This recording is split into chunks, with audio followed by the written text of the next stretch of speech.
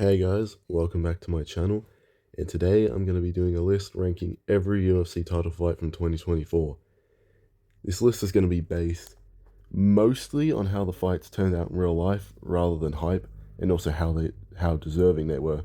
Because let's be real, if this was a list based on how deserving they were, Pereira versus Roundtree and Poirier versus Makhachev would be at the bottom. But without further ado, here is my list ranking every fight from 2024 for a title. Coming in at number 19 is Raquel Pennington versus Maria Bueno Silva, and uh, oh god, how do I even start with this one? Yeah, this fight fucking sucked. I'm not even gonna waste time talking about it. Worst title fight of 2024, arguably of all time. Should never have been made. Yeah, let's move on. Coming in at number 18, what do you know it? We have Juliana Pena versus Raquel Pennington. Another Raquel Pennington fight. And yeah, this fight was just abysmal. People were saying that it was a robbery, but honestly, I don't care. I didn't watch this fight live. I refuse to watch it again. Yeah, let's move on. Coming in at number 17, we have Alexa Grasso versus Valentina Shevchenko. 3. And yeah, this fight also sucked. But I will give them a pass because they are very hot, but yeah, this fight absolutely sucked. It was just 5 rounds of Valentina Shevchenko laying and praying on Alexa Grasso because Alexa Grasso has no takedown defense. Moving on. Coming in at number 16, we have Zhang Weili versus Yan Xiaonan. Probably the best out of all the women's title fights, but that doesn't say much because it's still a women's title fight. Yeah, this fight ended in like 3 different methods. At one point, Weili choked her out. Then she basically had it done on the ground, and then it went to decision, so yeah, it was kind of an interesting one, but overall, I kind of fell asleep halfway through. Half the fight was just Weili laying on her. Weili's become so boring. And I swear, I feel like her striking's regressing. Like, I don't know if it's just me, but it looks like her striking's getting worse. But yeah, anyway, moving on to the next. Coming in at number 15, we have John Jones versus Stipe Miocic. This fight was just an embarrassment. It was a waste of a Madison Square Garden card, a waste of a pay-per-view. The fight sucked, and yeah, this fight just never should have been sanctioned. Stipe looked so washed out there. His punches took like 5 business days to land. His kicks took 8 business days to land, and yet Jones is still getting hit by them. And it should have been Tom Aspinall fighting. If he's going to keep ducking Tom Aspinall, at the very least I would have accepted it if it was Alex Pereira. But yeah, this fight never should have happened. The only good thing to come out of this fight happening is that now we never have to see it again. So hopefully we finally get Tom Aspinall versus John Jones, and we can see Tom Aspinall knock out this wife-beating, PED cheating bitch. The finishing sequence is kind of cool as well, I guess. Anyway, moving on to the next. Coming in at number 14, we have the GOAT Bilal Muhammad taking the belt off of Leon Edwards. A lot of people said that this fight was boring, but I actually thought it was a decent fight. I mean, we got to see Leon Edwards get dunked right on his bald spot, losing all his aura in the process. Bilal Muhammad did everything he said he was going to do. He beat him in the striking, he beat him in the grappling, and all those boos turned into tears. It was pretty funny seeing Bilal Muhammad actually win the belt after all these years of people saying that he shouldn't get a title shot or he won't beat Leon Edwards.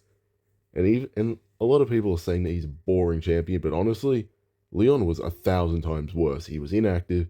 He had boring fights. At least with Bilal, he's pushing a pace and there's some action. But yeah, overall, decent fight.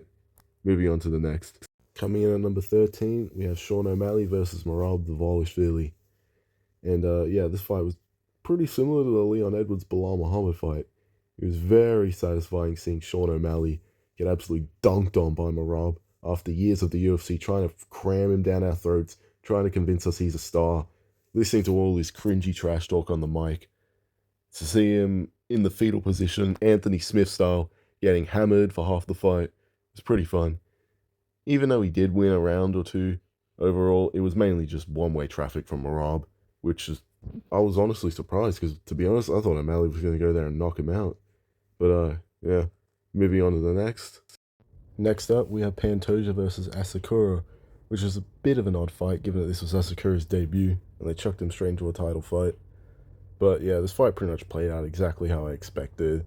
Asakura had some moments on the feet, but overall, he didn't really have much for Pantoja, especially when it came to the grappling. Pantoja kind of ran through him.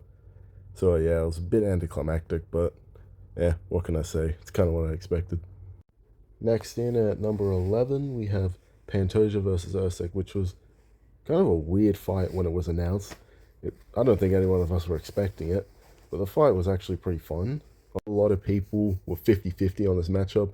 Some people, like myself, were picking Usyk because I just thought he had the right style to beat Pantoja. Some people were picking Pantoja because of the experience, and it ended up actually being a really competitive fight.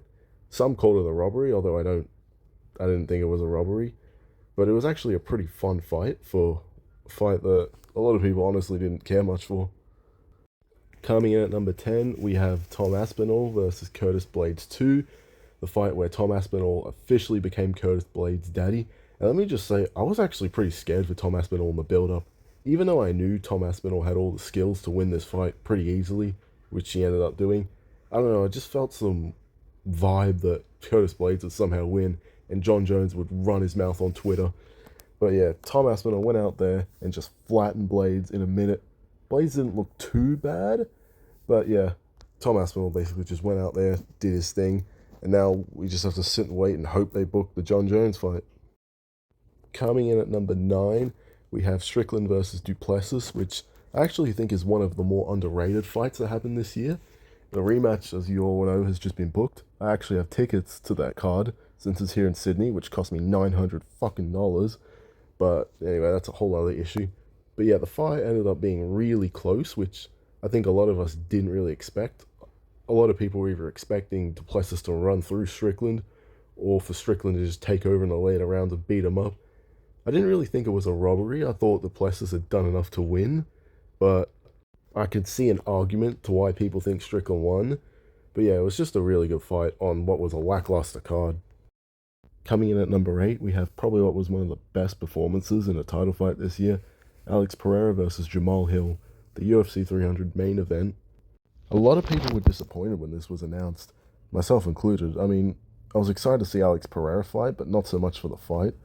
I kind of wanted to see him against Adesanya, but man, it was so satisfying seeing Jamal Hill talk all this shit. Pereira goes out there and just slumps him, eyes rolling at the back of the head. I don't know what made people think Jamal Hill would win this fight. I feel like that story was made up purely just for gambling purposes. But yeah, Alex Pereira in just one round sleeps Jamal Hill, had his eyes rolling at the back of the head, and just pounds on his fat ass. And Jamal Hill is still bitching about this KO till this day. Coming in at whatever fucking number we're up to now, we have Sean O'Malley versus Chito Vera 2. Probably one of the most undeserved title shots of the year, but it was still a great fight. O'Malley went out there and put an absolute masterclass on Chito, which, I mean, I kind of saw coming, but not really.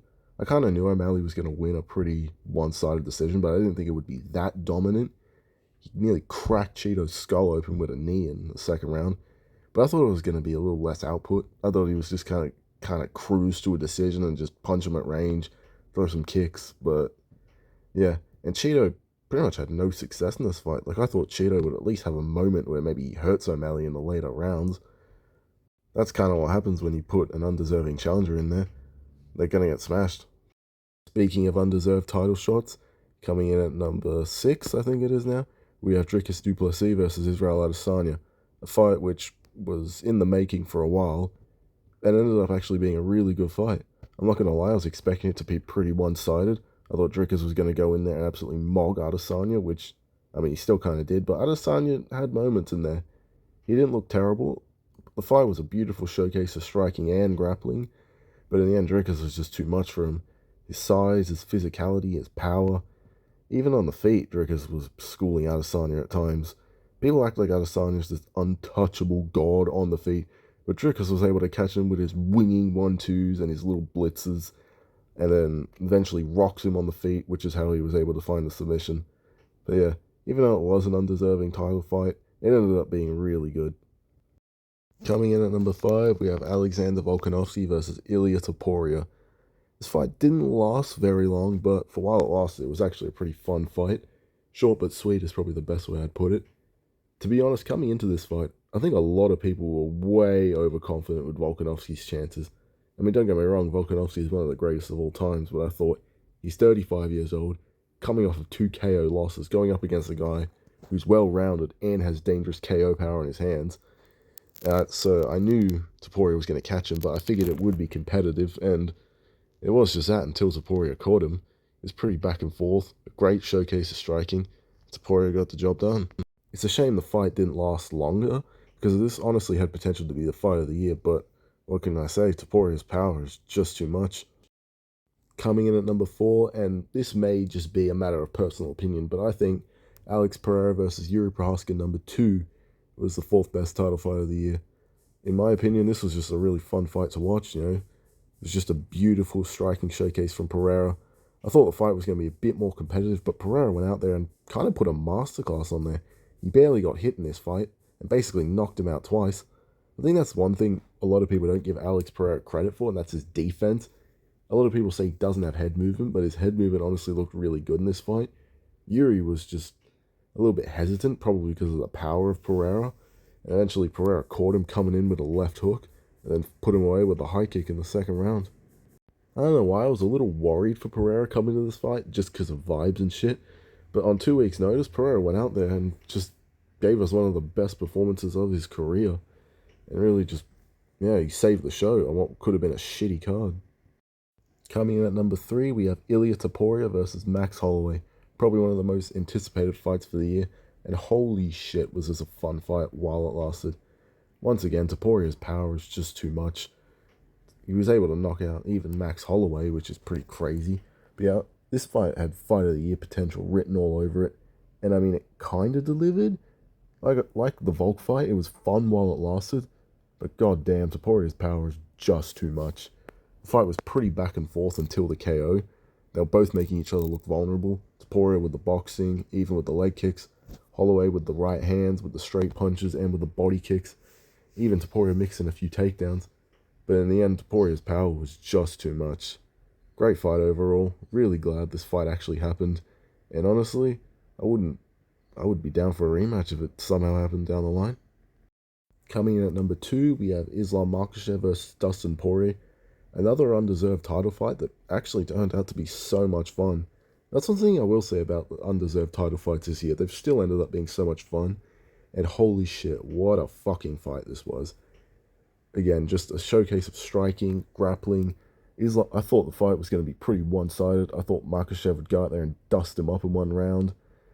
And it looked like that early. But Poirier had moments on the feet where he was rocking him with punches. Well, maybe not rocking him, but he was catching him. Makhachev's boxing looked phenomenal. He was smashing Poirier's head in with knees. Poirier was doing a good job shaking off the takedowns. But eventually Makhachev was just able to get him down, locked him in that DAS, and put him to sleep. Like, honestly, I was a little bit scared for Poirier when he was asleep. That was a nasty submission, but yeah, just a great fucking fight overall. Coming in at number 1, we have, in my opinion, the best title fight of the year, Alex Pereira versus Khalil Rountree, which is ironic given that it was probably one of the most, if not the most, undeserved. It turned out to be just such a war. I'll be honest, the first few rounds were a little bit hairy for Pereira. He was doing a lot better than what I remembered, but Khalil was landing the bigger shots. But eventually, Khalil gassed out, probably due to the altitude and because of his explosiveness. And man, Pereira really just took over this fight. Absolutely butchered Khalil in those last rounds. Just a beautiful display of boxing. Honestly, I think whenever people talk about some of the best boxers in the UFC, we need to mention Pereira more. Like, he has really good boxing, and he showed that in his fight, just his head movement, his jabs. He really entered the matrix and just put a masterclass. I still can't believe Khalil even ate all those shots. But yeah, in my opinion, best title fight of the year. Honestly, one of the best fights of this year and maybe of all time. Pereira turned Khalil's face into mashed potato. At the end of it, Khalil looked like a zombie from fucking Dawn of the Dead or some shit. And that is the video, guys. Thanks for watching. Please subscribe. And I'll try and be a bit more active now and make some more videos. Maybe prediction videos when the fight cards happen next year. Maybe even I'll do a prediction video for 2025 champions. Or just a dream matchups video or other ranking videos. But yeah, I'll see what I can come up with. Thanks for watching. Please subscribe, arseholes. Hashtag all hail the Marlin Army. And I'll see you when I feel like making a video again. That's the end of the video. Fuck off. Goodbye now.